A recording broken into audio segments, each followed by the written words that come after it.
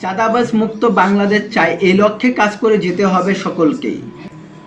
শুধু প্রশাসনের দায়িত্ব দিলে হবে না, শুধু সরকারকে দায়িত্ব দিলে হবে না। একজন নৈতিক ব্যক্তি হিসাবে আপনার আমার সকলেরই উচিত এই চাঁদাবাজদেরকে ধরে আইনের আওতায় এনে সর্বোচ্চ শাস্তি প্রদান করা। আজ আমরা তা না করে আমরা তামাশা দেখি, আমরা ভিডিও ধারণ করি, তার মানে কি আমরা একজন নৈতিক ব্যক্তি? আমরা এদেশের নাগরিক। আমরা যদি প্রকৃত ব্যক্তি হতাম, এক ব্যক্তিকে নির্মমভাবে হত্যা করে, এক ব্যক্তিকে নির্মমভাবে টর্চার করে, তা আমরা তাকিয়ে তাকিয়ে দেখতে পারতাম না। আজ আমাদের ব্যর্থতা, যার কারণে এরকম ঘটনা দিন বেলা এই ধরনের ঘটনাগুলো ঘটছে সকলের মাঝে।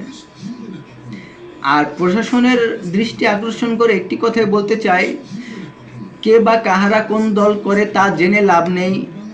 আপনাদের যা দরকার, আপনাদের যেটা পদক্ষেপ নেওয়া আপনারা তাই করবেন। আপনারা যদি দেখেন এখানে কোনো প্রকার অনৈতিক, কোনো প্রকার দুর্নীতি, কোনো প্রকার অপকর্ম কেউ করছে, তাদেরকে আপনারা অ্যারেস্ট করে তাদেরকে সর্বোচ্চ শাস্তি প্রদান করুন, যাতে এদেশের জনগণ দেখতে পায়।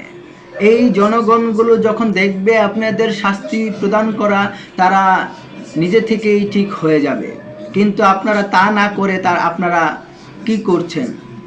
আপনাদের অবদান আমরা এই বাংলার মাটিতে দেখতে পাচ্ছি না। সরকারের অবদান, বর্তমান সরকারের কোনো পদক্ষেপ আমরা দেখতে পাচ্ছি না। তাহলে কি আমরা মনে করব যে আপনাদের অবদান এই বাংলার মাটিতে পুরোপুরি দমে থেমে গেছে, নিস্তব্ধ হয়ে গেছে? তাহলে আপনারা বলুন। এই জন্যই বলি, কোনো দলের প্রতীক খারাপ হতে পারে না। কোনো দলের কোনো ব্যক্তি, কর্মী বা নেতা, এদের ধারাই দলের বদনাম হয়।